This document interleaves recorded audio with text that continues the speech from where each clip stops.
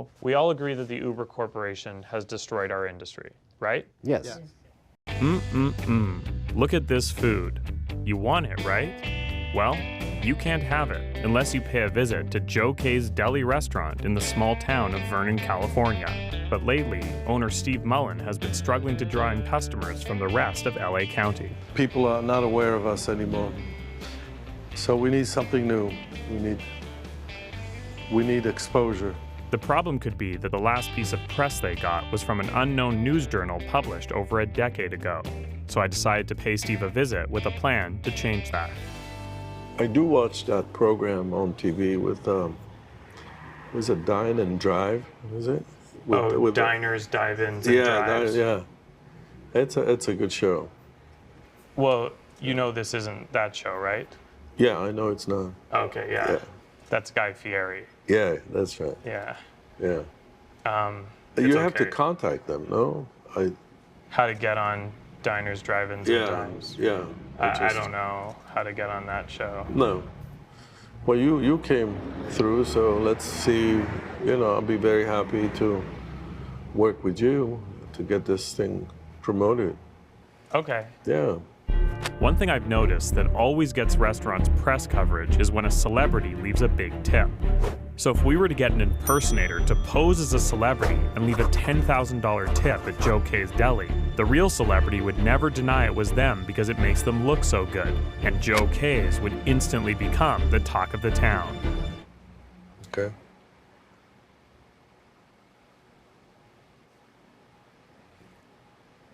Yeah.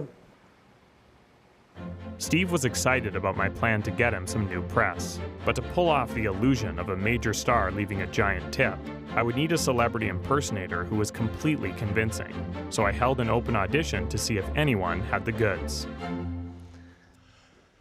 Do not go in there. Woo! Yikes. Well, all righty then. So are you a Jim Carrey impersonator or an Ace Ventura impersonator? I guess I'm more focused towards Ace, but I'm a little bit of Jim Carrey overall. With all the talent that came in, it was hard to decide who would be best for this critical role. If you live like that, blood runs cold. So once the auditions were done, I brought the footage to Joe K's to see who Steve liked the most. They're no longer there. He doesn't look like Bill Gates. When I founded Microsoft, I don't think this guy will work. Steve turned out to be a pretty tough audience. Can you feel it? Yeah. No. And of the dozens of options I showed him, he seemed to really only connect with one. Jerry, I'm pleading with you. I like this guy. Kramer from Seinfeld? Yes. The guy was a dead ringer from Michael Richards, who played Kramer on Seinfeld. I was a little concerned about his relevance. Do you think he might be a little bit dated? Maybe, but a lot of people know. But Steve loved him, so we officially decided that Michael Richards would be the celebrity leaving the tip. And later that week, I had our impersonator meet me at a rehearsal space I rented so we could run through the plan. Is this something you do full-time, or? For a while, I was doing it a lot. And then when Michael Richards, when he had his little problem, like after the Comedy Store, Right. my persona was, for a little while, corporately non gratis. Right. I know Michael Richards is a great guy. I know he's not racist.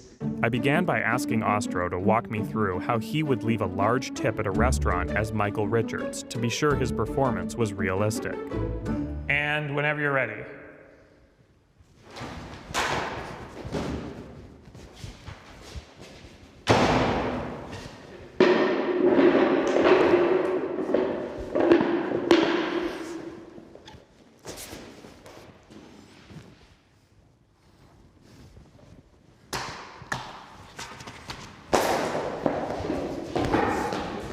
It was clear right away we had some work to do. I think it might be a little bit too big. Remember, people need to believe you're Michael Richards, not Kramer. Got it, Okay, cool. But after hours of rehearsal, it felt like we were getting closer to a believable performance. A lot better. That's what I do. But to pull off this tip under the scrutiny of the media, the details would matter. It seemed like the centerpiece of every celebrity tipping story is a photo of the transaction receipt with the celebrity's full name and account number on it. If we faked the receipt, there's a chance a nosy journalist could verify the transaction and expose the fraud. So if we really wanted it to appear real, we'd have to use a bank card that was owned by someone with the same name as our celebrity.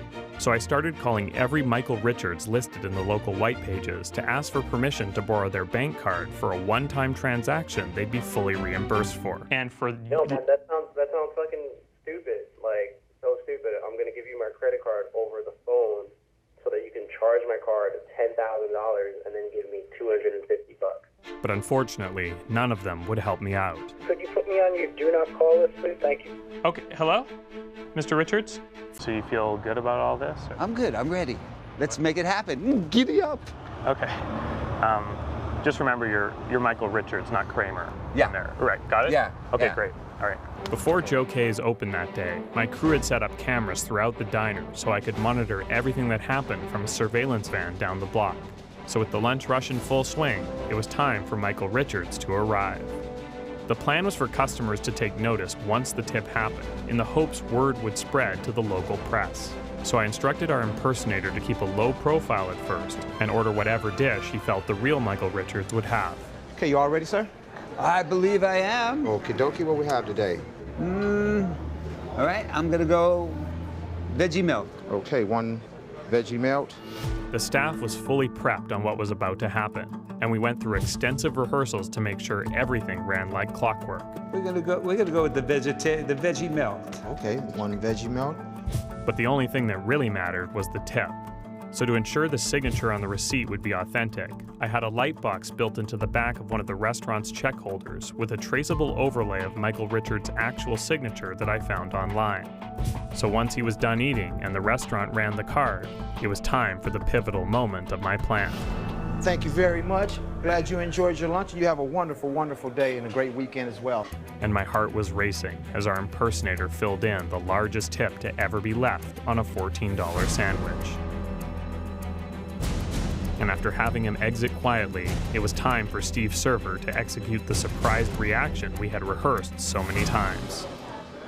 Oh my God. Oh my God, $10,000 tip? Are you kidding me?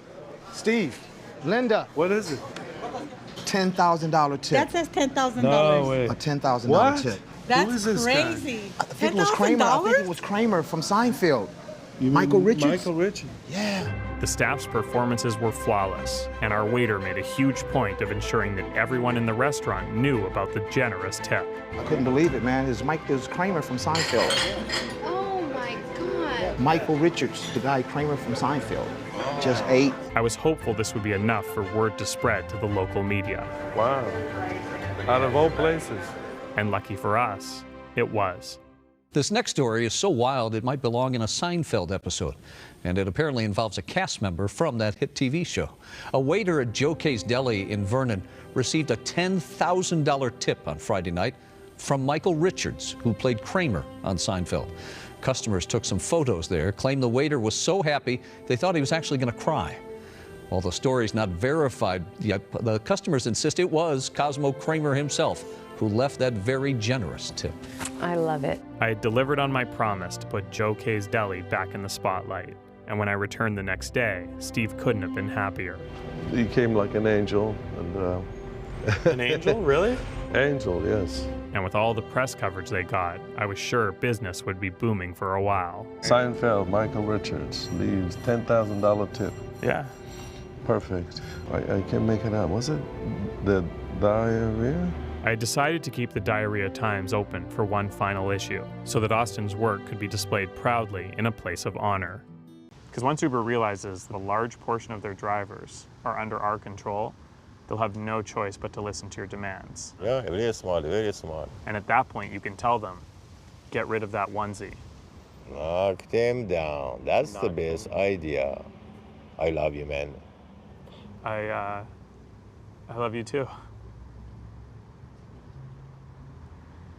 Okay, so I think that's good for today. Okay. I'd never started a sleeper cell before, but in doing some research online, I learned that the key to running any clandestine cell operation is having a communication structure that kept the identities of the leaders secret. That way, if any of our sleeper agents were compromised, they wouldn't be able to rat us out to Uber and bring down the cell. From now on, we couldn't risk using our personal phones. We'd have to get prepaid burner phones.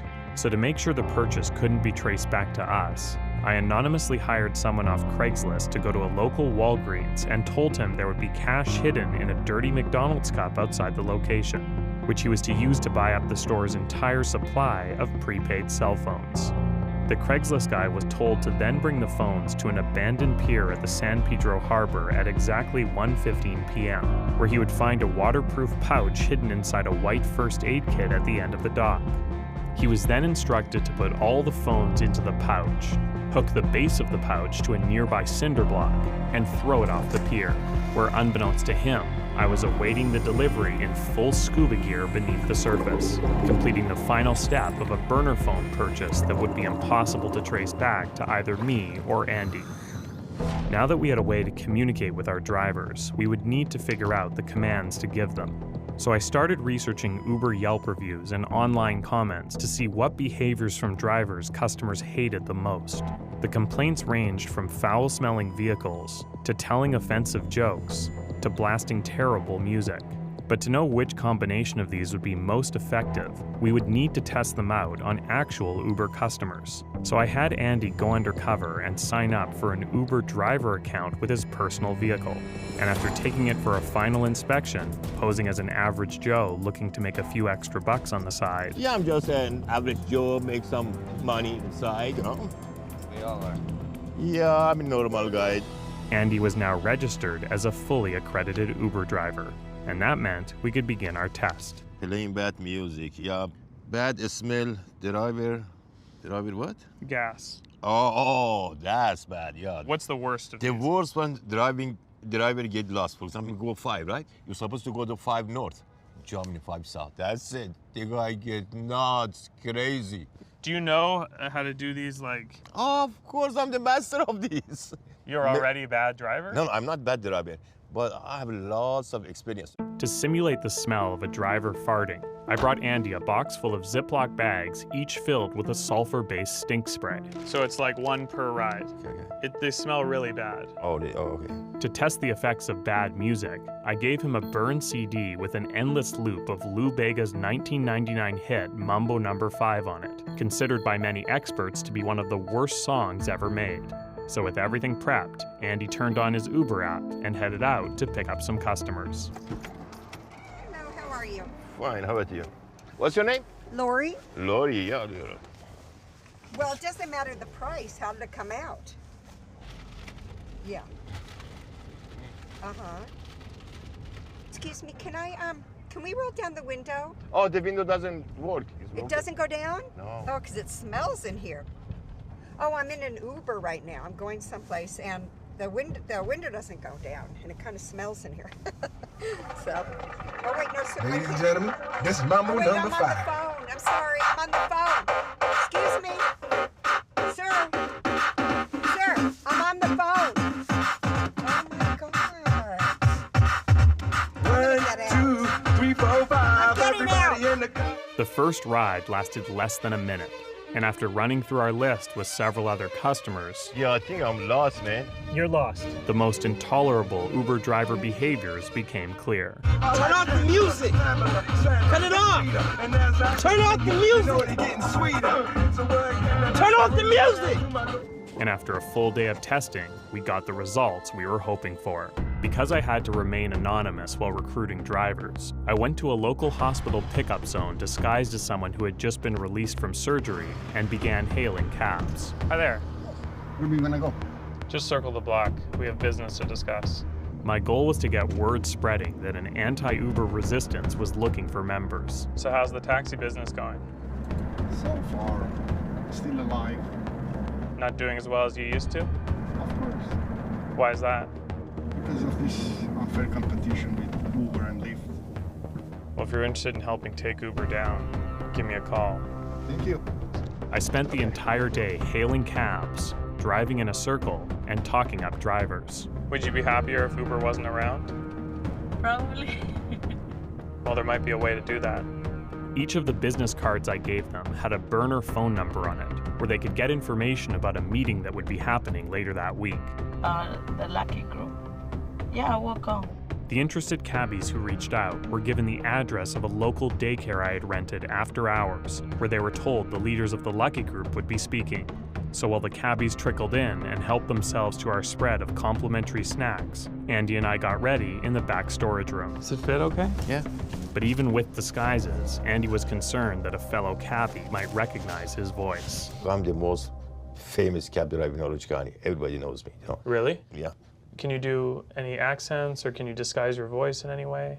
So how about Southeast United States? Somewhere that around Louisiana or somewhere in that area? Sure. How was today, partner? How is your business? The taxi is gone, man. That's Louisiana? Somewhere around Louisiana. Oh, Maybe okay. it's not exactly Louisiana, but somewhere around Louisiana, the Southeast. I know that one. Yeah, I think that'll Okay, work. okay. Sure, yeah, okay.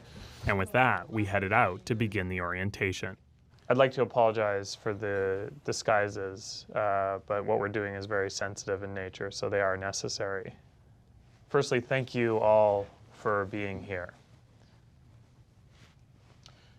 We are the Lucky Group. So we all agree that the Uber Corporation has destroyed our industry, right? Yes. Our business down 60%. 85%. Wow. Since Uber. As soon as Uber was mentioned, a wave of frustration swept over the room. Uber Corporation itself taken over everything. Everything. It is completely unfair. We're working with our permits. We're working with background checks. Whenever I see bad news coming out of Uber, I will see rape, and then we deliver puppies. I will not allow anyone in my family to ride in an Uber vehicle because it's not because it's competition, but because it's unsafe. I cannot pay my mortgage. I cannot buy the good shoes for my children. Listening to these stories, I began to understand the human cost of Uber's unquenchable thirst for expansion. And it's not me alone. Maybe thousands and thousands like me. I just hoped Andy would be able to sell them on our plan. I think I have more experience than any of you in the taxi business. I started the taxi business is about 1984, 85. 1980, right here. Okay, so you have 40 years more experience than me. It was a bit of a rocky start, but pretty soon they started to get it. I want you be a Uber driver and get 1 star. How is it going to affect the whole system? No. What they're saying is you give a bad service to a customer. Bad service? Yeah. Thank you. And before long, it seemed like we had won them over. From our company alone, I would tell you about 250 drivers went to Uber. And I have contact with all of them. So they are sleeper cells. All those people holding City of Los Angeles taxi cab driving permits. So you have 250 people? I don't have to persuade anybody. I can give you names and driver's license numbers in a matter of 25 minutes. The meeting couldn't have gone better, and the drivers were eager to hand out our website info to all of their friends. I have a bunch of friends I'm going to give Really? to them, yes. Thank you so much. Within a week, we already had 62 signups in the Lucky Group inbox. So with momentum building, I felt it was time to prepare a short video to make Uber aware of our presence. Hello, Uber. Please allow us to introduce ourselves. We are the Lucky Group, and over the past several months, we have secretly grown a sleeper cell of rogue drivers within your network.